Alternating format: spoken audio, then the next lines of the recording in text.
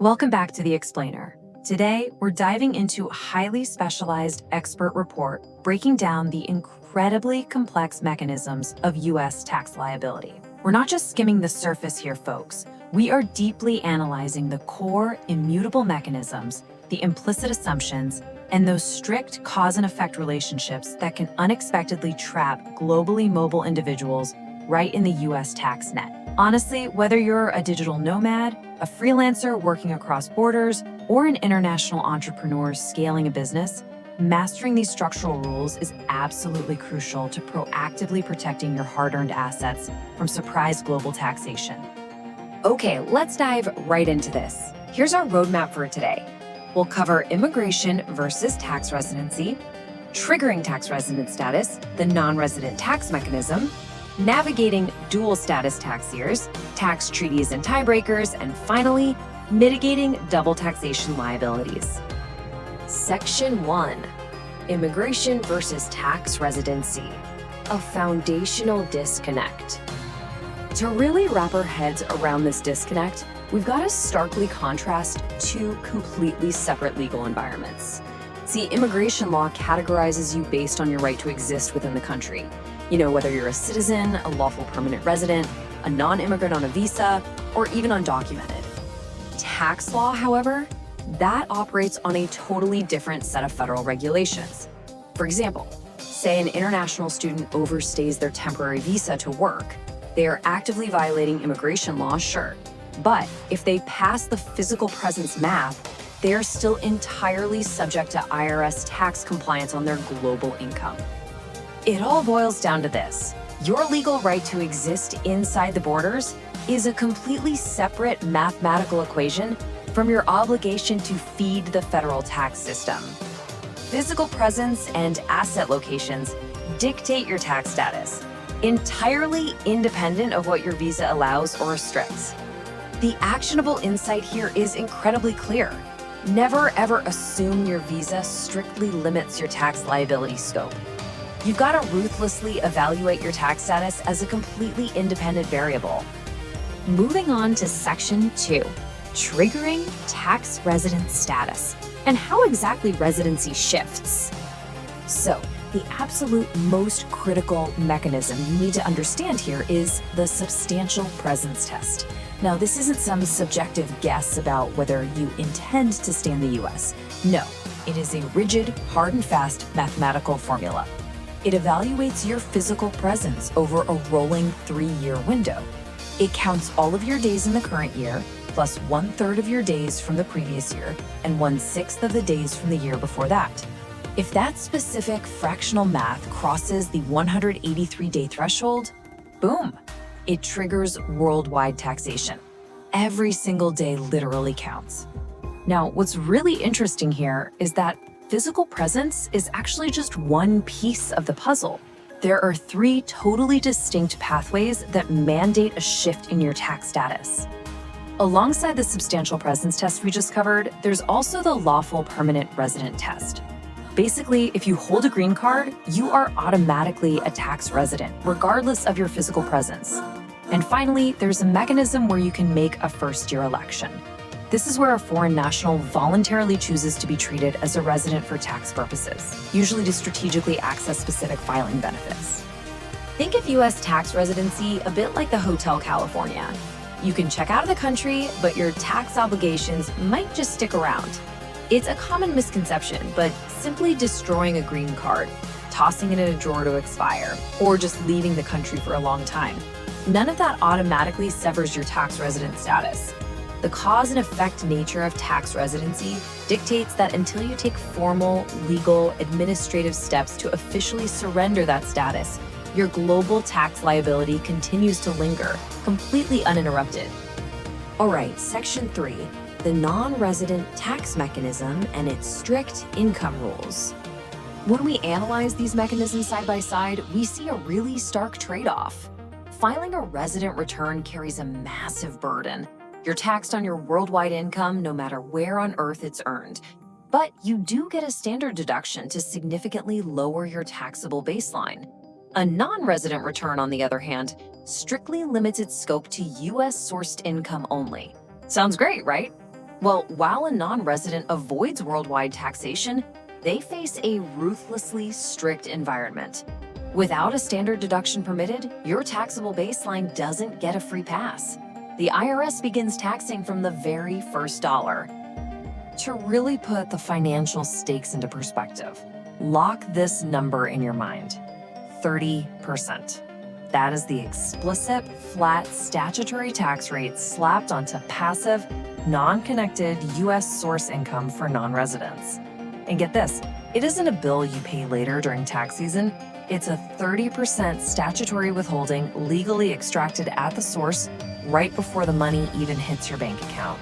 Unless a specific international tax treaty reduces this rate, that capital is gone up front. But wait, it's not all doom and gloom. Not every piece of non-resident income gets hit with that heavy 30% withholding. This brings us to a vital concept: effectively connected income, or ECI. If you are, say, a freelancer in Europe, actively consulting for US clients, or a global entrepreneur operating a connected US business, that active income is generally taxed at graduated progressive rates. The analytical takeaway here is pretty huge. Active connected income allows you to use these progressive rates, which mathematically results in a much lower effective tax burden than that punishing 30% passive flat rate. Which brings us to Section 4, navigating dual status tax years during times of transition. We refer to this as the dual status anomaly.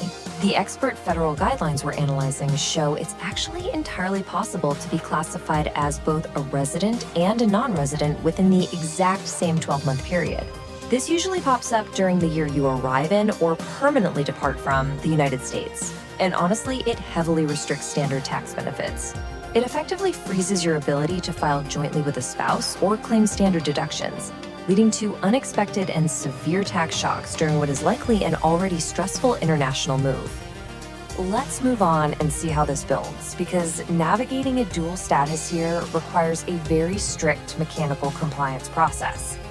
You can't just toss two separate tax returns at the IRS and hope for the best. First, you have to determine what your exact tax status was on the very last day of the year, December 31st. Second, you prepare the primary return for whatever that final status is. Third, you prepare the secondary tax return for your earlier status, physically write dual status statement explicitly across the top, and staple it behind the primary return. It is a strict, entirely inflexible administrative requirement. Section 5, tax treaties, tiebreakers, and resolving conflicts. So what happens if you find yourself stuck in a dual residency trap where two different sovereign nations are aggressively claiming your global income? Well, international treaties actually supersede domestic law here, and they use a very specific tiebreaker hierarchy. This operates as a strict logical progression. First, authorities look at where you have a permanent home. If you have a home in both countries, it cascades down to your center of vital interests, which means your strongest economic and personal relations. If that's still a tie, it cascades down to your habitual abode, and finally, your nationality. It deliberately moves from physical property to economic ties to aggressively resolve those double claims. Building on that hierarchy is something called the closer connection exception.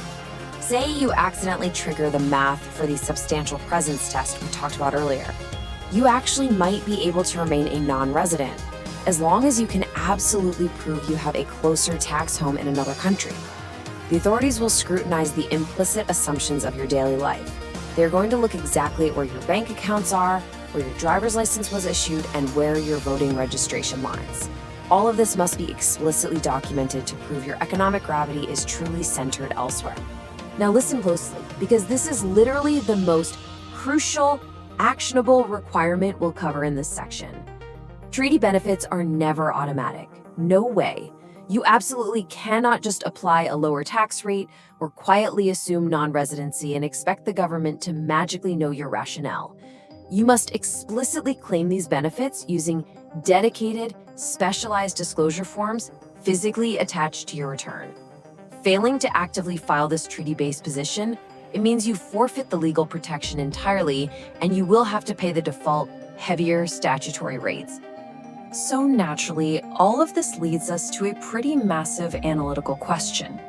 If you're officially a resident, taxed on your global income, and you happen to earn money abroad, what exactly happens when that worldwide income inevitably triggers double taxation by two overlapping countries? That brings us to our final section, Section 6, mitigating double taxation liabilities and finding global tax relief. The very first major mechanism provided by federal guidelines is the Foreign Earned Income Exclusion. This is a powerful tool. It completely shields a specific indexed amount of your foreign earned income from domestic taxation. But to unlock it, you have to pass some incredibly strict tests. You need a foreign tax home, and you must either prove bona fide residence abroad or pass a grueling physical presence test. That physical test requires you to be physically present in a foreign country for 330 full days out of a 365-day period. And yes, missing that count by a single layover day can mathematically void the entire exclusion. And this brilliantly illustrates how these two mitigation options interact, which honestly requires some pretty careful mathematical analysis. While the income exclusion removes the income upfront from your taxable baseline, the foreign tax credit functions differently. It's a dollar-for-dollar reduction on the actual taxes you owe. But the strict limitation built into the system is designed specifically to prevent exploitation. You cannot double dip. If you exclude income upfront, a fractional reduction is mathematically applied to ensure you can't also claim a tax credit on that exact same excluded money. The federal code ensures the math always balances perfectly. Wow. Okay, we've covered a lot today. We've walked through the mechanical triggers, the filing anomalies, and the incredibly strict hierarchies of international tax liability. So I want to leave you with one final provocative thought. Is your global mobility inadvertently triggering a dual taxation trap right now? Remember, mastering these immutable mechanisms is really the only way to proactively protect your cross-border wealth. Thanks for joining me on this explainer. Keep analyzing, and I'll catch you next time.